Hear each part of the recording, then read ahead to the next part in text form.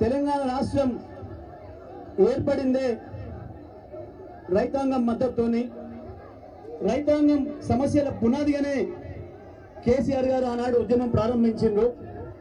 ఆనాడున్న చంద్రబాబు ప్రభుత్వం తెలంగాణ రైతాంగం నెత్తిన పిడుగులాగా విద్యుత్ ఛార్జీలను పెంచిన సందర్భంలో మీ ఆంధ్రాలో కాలువలతో నీళ్లు పారిస్తున్నావు, కాలటం పెడితే నీళ్లు పారుతున్నాయి, నా తెలంగాణ రైతు సొంతంగా లక్షలాది రూపాయలు ఖర్చు పెట్టుకొని బోరు బావులు వేసుకొని మోటార్లు కొనుక్కొచ్చుకొని పుస్తకాలు అమ్మి మీకు లంచాలు ఇచ్చి కనెక్షన్ తీసుకుంటే ఆ కరెంటుకు కూడా ధరలు పెంచి మా రైతాంగం నెత్తిన తాటి పండేస్తున్నావు, నేను దీన్ని ఒప్పుకోను, తెలంగాణలో ఒక శాసనసభ్యుడిగా నీ గవర్నమెంట్ లో డిప్యూటీ స్పీకర్ గా నేను దీన్ని అంగీకరిస్తలేను అని చెప్పి రాజీనామా చేసి తెలంగాణ బిడ్డలారా రండి కొట్లాడుకుందాం, తెలంగాణ రాష్ట్రాన్ని తెచ్చుకుంటే తప్ప మన కృష్ణా గోదావరిలో మనకు తక్కువ, మనం ఇదే రకంగా నాశనం అయిపోతాం, తెలంగాణ జాతీయ లేకుండా పోతుందని చెప్పి నినాదం ఇచ్చి బయటకు వస్తే ముందుకొచ్చి కేసీఆర్ గారికి వెన్నుదన్నుగా నిలబడ్డది మొదట రైతాంగం.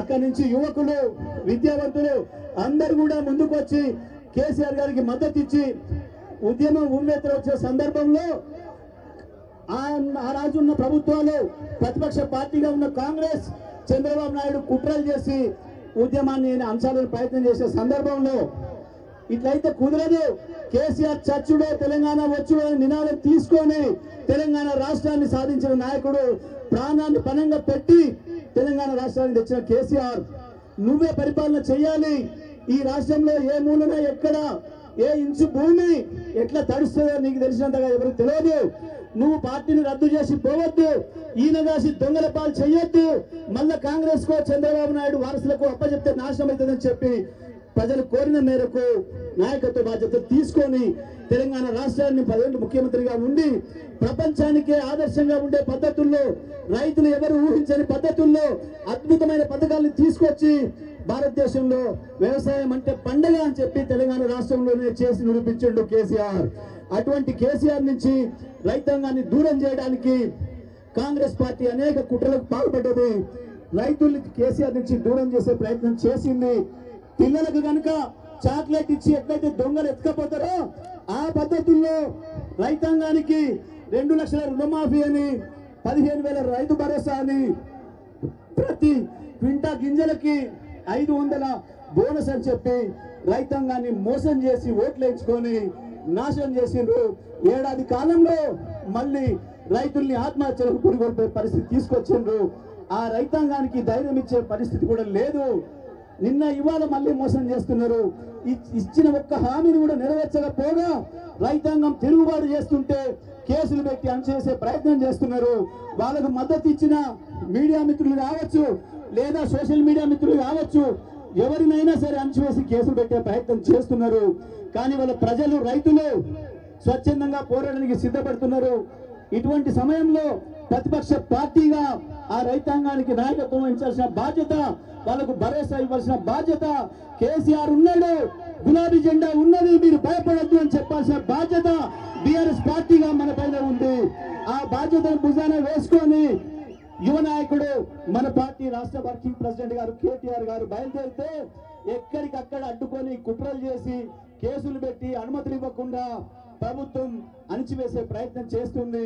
రైతాంగాన్ని భయపెట్టించే ప్రయత్నం చేస్తుంది. ఈ ఉడత ఊపులకు భయపడేది కాదు. కేసీఆర్ దళం ఇక్కడ ఉన్నది, కేసీఆర్ సైన్యం ఇక్కడ ఉన్నది. ప్రత్యేకించి ఇది నల్లగొండ జిల్లా. ఈ చిన్న కుక్క మీది పిల్లలు ఈ పొద్దున్నాక సోయి లేకుంటుండే ఈ ఆకు రౌడీలు మనం ఏం చెయ్యలేరు. నల్లగొండ ఉద్యమాన్ని ఆపలేరు, నల్లగొండ చైతన్యాన్ని ఆపలేరు. నల్లగొండ రైతాంగం ఏ మీడియా లేనాడు, ఏ వార్తలు లేనాడే, ఎప్పుడో 1930-40 కాలంలోనే సాయుధ పోరాటం చేసిన రైతాంగం, దానికి నాయకత్వం వహించింది నల్లగొండ జిల్లా రైతాంగం. గా స్ఫూర్తి రైతుల్లో ఇంకా నిలిచి ఉన్నది. ఇవాళ నల్లగొండ రైతాంగం యొక్క, నల్లగొండ యువ చైతన్యం యొక్క శక్తి ఏందో అన్న కేటీఆర్ గారు చూసిండ్రు. రాష్ట్ర అధ్యక్షులు మీ అందరూ కూడా చూసిండ్రు. ప్రత్యక్షంగా మీరు ఇచ్చిన స్వాగతాన్ని కూడా చూసిండ్రు. ఇదే స్ఫూర్తితోని, నల్లగొండ జిల్లా ఇచ్చే స్ఫూర్తితోని మొత్తం తెలంగాణ రాష్ట్ర రైతాంగం అంతటి కూడా ఒక్కటై కదులుతుంది. రేవంత్ కాదు మనకి, వాళ్ళకి చిల్లర నాయకులు కాదు మన పోటీ. మన పోరాటం అంతా మనకు మాట ఇచ్చి మోసం చేసిన రాహుల్ గాంధీ, రేవంత్ రెడ్డినే పోటీ తప్ప కేటీఆర్ కేసీఆర్ కు ఈ చిల్లర నాయలు కాదు ఇక్కడ ఉన్న వాళ్ళు వీళ్ళకి మా జిల్లాలో ఉన్న మాజీ ఎమ్మెల్యేలు చాలు వాళ్ళ కొడుకు రాలే ఇక్కడికి కేటీఆర్ చెప్పదలుచుకుంది రాహుల్ గాంధీ మోసాన్ని రేవంత్ రెడ్డి మోసాన్ని తప్ప ఇంకొకటి కాదు.